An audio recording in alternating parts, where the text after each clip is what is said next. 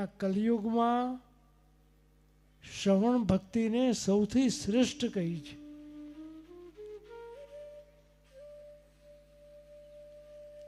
બધી જ ભક્તિઓમાં સૌથી શ્રેષ્ઠ. કલૌ કેશવ કીર્તનાથ, ભગવાન નામ માત્રથી ઉદ્ધાર બતાવ્યો છે. કારણ કે આ કરાલ કલિકાલમાં દુસ્સંગ એટલો વ્યાપી ગયો છે કે ભગવત કથા, ભગવત સત્સંગ માટેનો લોકોને અવકાશ નથી.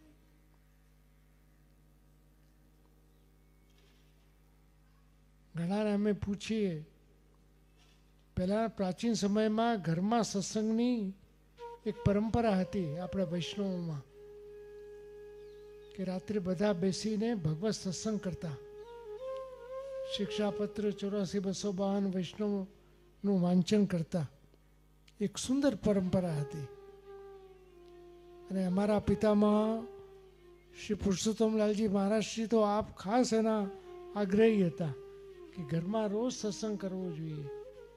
આપણા બાળકોમાં પણ પુષ્ટિ માર્ગના સંસ્કારો આવે કે જેની ખૂબ જરૂર છે.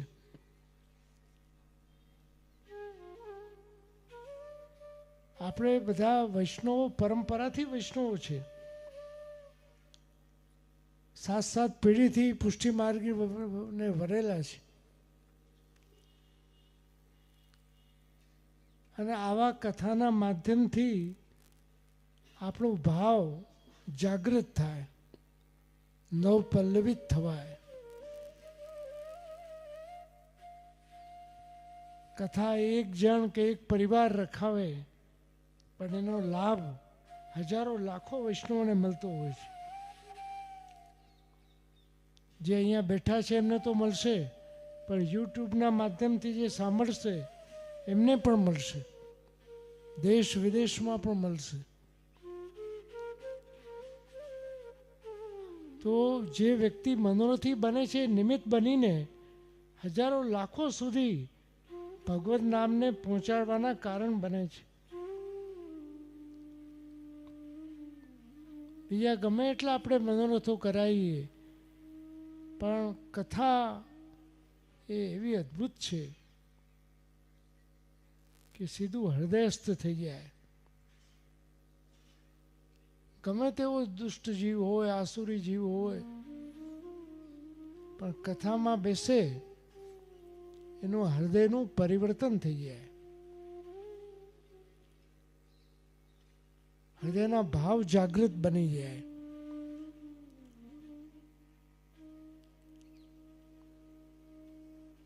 તો એક પ્રસંગનું મને સંસ્મરણ થાય છે. વર્ષો પહેલાની વાત છે.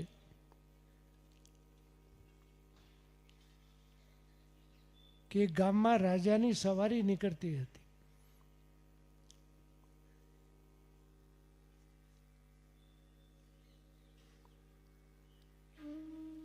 અને એ જ ગામમાં એક નિષ્કંચન બ્રાહ્મણ પણ રહેતો હતો. રોજની જેમ એને પણ શરૂઆત કરી. એને પત્નીને કહ્યું કે એક ઝોલો આપી દે, હું ભિક્ષા માગવા જાઉં છું.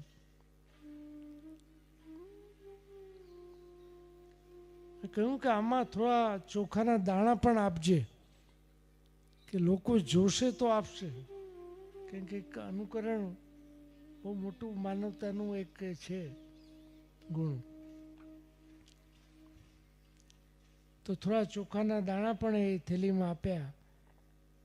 અને અહીંયા એક વિચિત્ર પ્રસંગ બની ગયો કે રાજાની સવારી નીકળવી, એ ભારત જે ભિક્ષુકનું આગમન, અને રાજાને ત્યાંના રાજ જ્યોતિષીએ કહ્યું હતું કે મહારાજ આજે તમારી સવારી નીકળશે, અને જે વ્યક્તિ પહેલા જે ભિક્ષુક આવે એમની પાસે તમે માંગજો કે શું કહો છો કે ખરેખર રાજધન હવે ખત્મ થવા જઈ રહ્યું છે, રાજલક્ષ્મી ઓછી થઈ રહી છે. કોઈ સુપાત્ર વ્યક્તિનું દાન તમને મળે તો રાજનો વૈભવ વધે, લક્ષ્મી વધે. રાજાને પણ આશ્ચર્ય થયું. અને યોગાને યોગ આ બ્રાહ્મણ એને સામે જ મળી ગયો. રાજાએ તો ઝોલી ફેલાઈ અને કહ્યું કે મને આપ ભિક્ષા. એ બિચારો બહુ શરમાઈ ગયો. હવે એ પોતે ભિક્ષા માગવા નીકળ્યો તો શું આપે રાજાને? તારી પાસે જે હોય આપ. તો 4 દાણા ચોખાના લઈને રાજાને આપી દીધા. સ્વભાવે કૃપણ એટલે બહુ મુઠ્ઠો ના ભર્યો, 4 જ દાણા રાજાએ વધાવી લીધા. હવે સુખદ આશ્ચર્ય શું થયું કે જ્યારે ઘેર ગયો, પત્નીને ઝોલો આપ્યો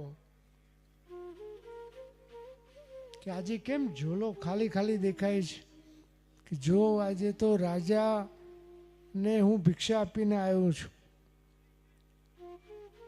એને થેલી ખોલીને જોઈ, હાથ નાખ્યો તો જે 4 ચોખા જે એણે રાજાને આપ્યા હતા એ 4 ચોખાના દાણા સોનાના થઈ ગયા હતા. ખૂબ આશ્ચર્ય થયું કે આ સોનાના ચોખા ક્યાંથી આવ્યા?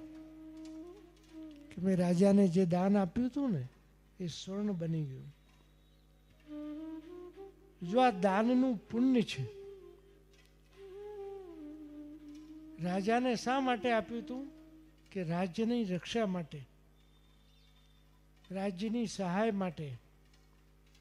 જે પોતે ભિક્ષા લેવા નીકળ્યો હતો અને ભિક્ષા આવીને આપ્યો, પોતે આવ્યો અને એ દાણા ચોખાના થયા. એને બહુ પશ્ચાતાપ થયો કે મારો કૃપણ સ્વભાવ, મારાથી વધારે મુઠ્ઠી ભરાય નહીં. જો મેં એક મુઠ્ઠી આપી હોત તો આ મારે આ બધા દાણા સોનાના થઈ જાય. કંઈ નહીં, જેવી ભગવાનની ઈચ્છા એમ માનીને પોતે સંતોષ માની લીધો. પણ એનું દરિદ્ર તો દૂર થઈ ગયું. તો પ્રિયજનો, અહીંથી જે કહેવામાં આવશે અને જે તમે સાંભળશો એ શ્રવણ ભક્તિ છે. એ ચોખાના દાણા જ છે સ્વર્ણરૂપી, જે તમારા હૃદયસ્થ થઈ ગયા તો જીવનમાં પરિવર્તન લાવી દેશે. વિચારો બદલાઈ જશે. ક્યારે કંઈ ના આપનારો વ્યક્તિ પણ આપતો થઈ જાય. એના વિચારોમાં પરિવર્તન આવી જાય. કથામાં એ શક્તિ રહેલી છે. અને આ ભાગવતની કથા તો ઘણી દિવ્ય છે.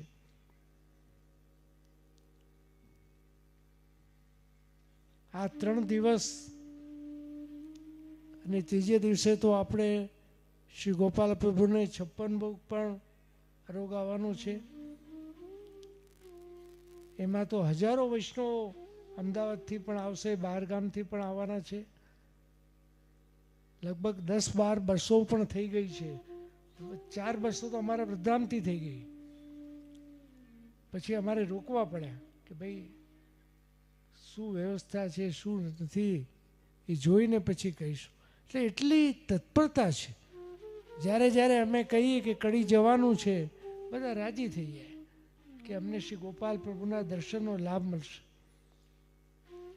અને એ મેં તો જોયું છે કે કડીના વૈષ્ણવ ગમે ત્યાં વસતા હોય, ભલે લંડનમાં હોય, અમેરિકામાં હોય, ઓસ્ટ્રેલિયામાં હોય કે આફ્રિકામાં હોય, પણ ગોપાલાલજી માટે ખૂબ ભાવ ધરાવે છે, ખૂબ સ્નેહ છે એમને. અને કહે છે કે આજે એમની કૃપાથી અમે સુખી છીએ. અને ખરેખર એવું છે. આપણા વૈષ્ણવ જે બહાર ગયા એમની કૃપાથી બધા સંપન્ન થયા. અને જ્યારે સત્કર્મનો વિચાર આવે, કંઈક સારું કરવાનો વિચાર થાય. જો આપણે હવેલી નવનિર્માણને લગભગ 20 વર્ષ થઈ ગયા હશે કે મને ખ્યાલ છે. એ વખતે અમે ઝુંબેશ ઉપાડી હતી. 200 વર્ષ જૂનું આપણું આ હવેલી અને ધરતીકંપમાં એટલું જીર્ણ શીર્ણ થયું હતું. એની કમિટી બની, મારી પાસે આવ્યા સોરેનભાઈ ને બધા કે જે આપણે હવે નવું કરવું છે. મેં કહ્યું જરૂર કરો, બધી રીતે સહયોગ અમારો છે તમને. અને શ્રી ગોપાલાલજીનું હવેલીનું નવનિર્માણ થાય અને અમારી અધ્યક્ષતામાં થાય તો અમને બહુ ગમશે. અને ઠાકોરજીની કૃપાથી આપણને કલ્પના નહોતી પણ એટલું સુંદર રીતે આપણે કરી શક્યા. એના પછી 2-3 ભોગ પણ થયા, બાવાની કથાઓ પણ થઈ, ઘણા આયોજનો પણ થયા. આ અમારા ઘરનું ઘણું પ્રાચીન ઘર છે. આ કડી 7 પેઢીનું શ્રી રમણ પ્રભુ વખતથી. અમારા પિતામહ પરપિતામહ એમના યજ્ઞોપવિત અહીંયા થયેલા છે. એટલું પ્રાચીન ઘર છે આ. અને આખા ઉત્તર ગુજરાતમાં નિધિ સ્વરૂપ બિરાજતા હોય તો કડીમાં છે. આજે અમે કોઈ પણ દેશમાં જઈએ તો અમારી આગળ કડીવાળા તો લખાવાનું છે. ક્યાં વાળા? ભાઈ કડીવાળા. અને એનો અમને આનંદ છે. તો આજે મને બહુ પ્રસન્નતા થાય છે કે અમારા કડીના જ વૈષ્ણવ, ભલે પોતે અમદાવાદમાં વસ્યા પણ એમને એવો ભાવ થયો કે મારે કડીમાં શ્રી ગોપાલ પ્રભુના સાનિધ્યમાં કથા રખાવી છે. અને અમારા દ્વારકેશલાલજીની પણ કડી ખાતે પહેલી કથા થઈ રહી છે. પૂરા વિશ્વમાં એમની થઈ હશે પણ આ શ્રેય આ મનોરથી પરિવારને જાય છે કે એમની વાણીનો લાભ બધાને મળે. ખરેખર હું તો અમારા પૂર્વજો વડીલ આચાર્યોના આશીર્વાદ માનું છું કે એમની વાણીમાં એટલી શક્તિ છે, એટલું સંમોહન છે કે વૈષ્ણવો દૂર દૂરથી ખેંચાઈને આવે છે. અને આચાર્ય બાલક જ્યારે સ્વયં કથા કરતા હોય અને જેને સાંભળવાનો લાભ મળે એ ખરેખર ઘણું જીવનનું સૌભાગ્ય છે. તો પ્રિયજનો, આ 3 દિવસીય કથા ખૂબ સુંદર રીતે સંપન્ન થાય. હું ખાસ અમદાવાદથી એના માટે જ આવ્યો છું.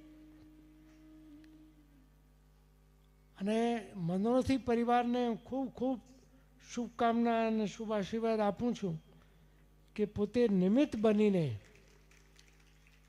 આ હજારો વૈષ્ણવો સુધી આ લાભને પહોંચાડી રહ્યા છે.